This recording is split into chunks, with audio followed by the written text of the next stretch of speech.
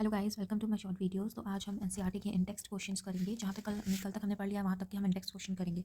तो फर्स्ट है 10.1, right the structure of following compound. First है 2 क्लोरो 3 मिथाइल पेंटेन। तो सबसे पहले हम मेन चैन देख लेते हैं। यहाँ पे चैन में कितने हैं? पेंटेन पेंटेन मतलब 5 कार्बन है।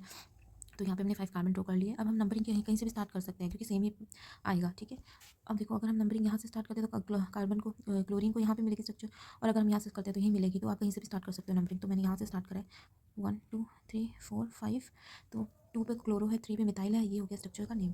ठीक है, सेकंड देखो 1 क्लोरो 4 इथाइल साइक्लोहेक्सेन। तो पहले हम साइक्लोहेक्सेन का स्ट्रक्चर बना लेंगे। ये देखो, ये साइक्लोहेक्सेन है जिसमें 6 कार्बन आइटम्स प्रेजेंट है, और 1 पोजीशन पे क्लोरीन है, तो यहाँ पे हमने क्लोरो लगा दिया।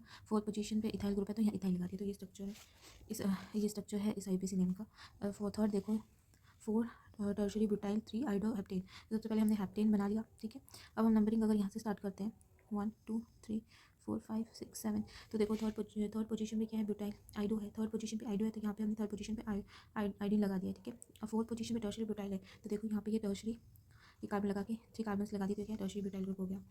ठीक है, तो ये इसका स्ट्रक्चर है। फोर्थ में देखो 1,4 डाई ब्रोमो 2 इन। तो यहाँ पे देखो, सबसे पहले हमें मेन चेन का पता कर लेते हैं। वो है ब्यूट मतलब 4, तो ये हमने 4 ड्रॉ कर लिया। ठीक है, उसके बाद में 1 और 4 पोजीशन पे क्या है? ब्रोमीन ग्रुप है, तो हमने यहाँ पे ब्रोमीन ग्रुप लगा दिया। अब देखो सेकंड पोजीशन पे ई भी है, तो देखो फर्स्ट सेकंड पोजीशन पे ई है, मींस डबल बॉन्ड है, तो ये है इसका स्ट्रक्चर। लास्ट देखो 1 bromo 4 secondary butyl 2 methyl benzene. तो सबसे पहले हमने बेंजीन ड्रॉ कर लिया है। ठीक है, 1 पोजीशन पे क्या है? ये 1 पोजीशन है, इस पर ये ब्रोमो है ग्रुप है, और उसके बाद में 2 पोजीशन पे क्या है? मिथाइल, और 4 पोजीशन पे देखो सेकेंडरी ब्यूटाइल है, तो हम यहाँ पे सेकेंडरी ब्यूटाइल का स्ट्रक्चर बना दिया है। ये सेकेंडरी ब्यूटाइल का स्ट्रक्चर है। अब देखो ब्यूटाइल हम क्यों बोल रहे हैं?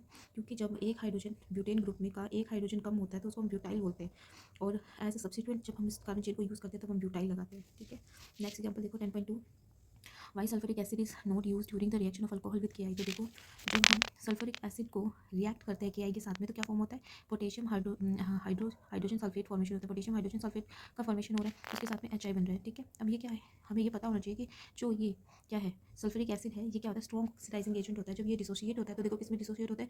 वाटर में, H2O गैस में और ऑक्सीजन में। ठीक है, अब ये ऑक्सीजन क्या करता है? इसके साथ में बाइंड हो जाता है। जब इसके साथ में रिएक्शन करता है तो क्या फॉर्म होता है? यहाँ पे वाटर का फॉर्मेशन होता है। ठीक है, और 2 आइडो अलग निकल आ जाता है, हीरा। अब हमें ये बताना चाहिए कि जो आइडो ग्रुप है, डाई आइडो ग्रुप है, ये रिएक्ट नहीं करता अल्कोहल के साथ में, इसलिए हम क्या करते हैं? सल्फ्यूरिक एसिड को यूज़ नहीं करते अल्कोहल के साथ में। हम किसको यूज़ करते हैं? फॉस्फोरिक एसिड को यूज़ करते हैं। तो देखो, जब हम फॉस्फोरिक एसिड को के साथ में रिएक्ट करते हैं तो हमें पोटेशियम डाई हाइड्रोजन फॉस्फेट मिलता है। ठीक है, और एच मिलता है साथ में।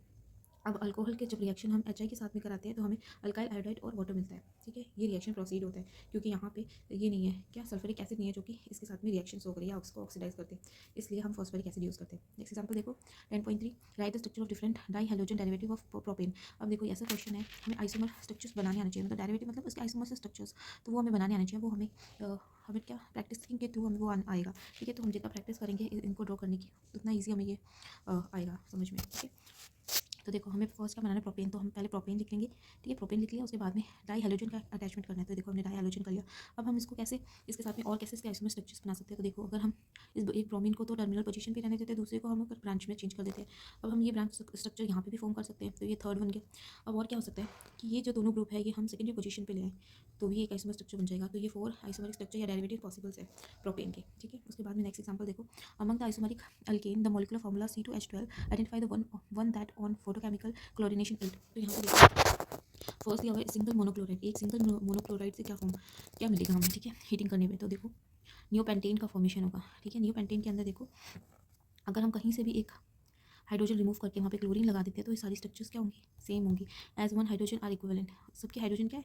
इक्विवेलेंट है, तो रिप्लेसमेंट ऑफ किसी का भी एक हाइड्रोजन रिप्लेस करके हम क्लोरीन लगा सकते हैं। ठीक है, तो ये स्ट्रक्चर पॉसिबल है ना। उसके बाद में देखो 3 आइसोमरिक मोनोक्लोराइड। तो देखो उसके लिए क्या है? एन पेंटेन, ये एन पेंटेन स्ट्रक्चर है। ठीक है, अब देखो यहाँ पे हमें क्या करना है? 3 आइसो मोनोक्लोराइड।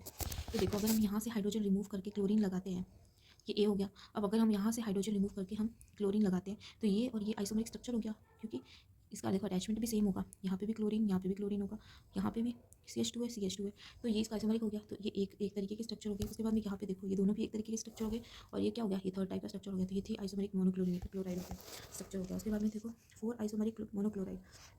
4 आइसोमरिक मोनोक्लोराइड का देखो, जब हम कार्बन यहाँ पे लगाते हैं, यहाँ पे क्लोरीन लगाते हैं तो ये एक आइसोमर स्ट्रक्चर हो गया। अगर हम यहाँ से एक हाइड्रोजन लगा के यहाँ पे क्लोरीन लगाते हैं तो एक स्ट्रक्चर हो गया। अब यहाँ से हम एक हाइड्रोजन निकाल के एक क्लोरीन लगाते हैं तो एक स्ट्रक्चर हो गया। और यहाँ से एक स्ट्रक्चर, यहाँ से एक हाइड्रोजन निकाल के क्लोरीन लगाते हैं। अब आप सोचेंगे कि ये और ये सेम क्यों नहीं है, क्योंकि यहाँ पे अटैचमेंट देखो, इसकी अटैचमेंट CH के साथ में, इसकी अटैचमेंट CH2 के साथ में, इसलिए दोनों सेम स्ट्रक्चर नहीं है, इसलिए ये 4 आइसोमरिक मोनोक्लोराइड स्ट्रक्चर है। ठीक है, आई होप आपको ये क्वेश्चन समझ में आए होंगे।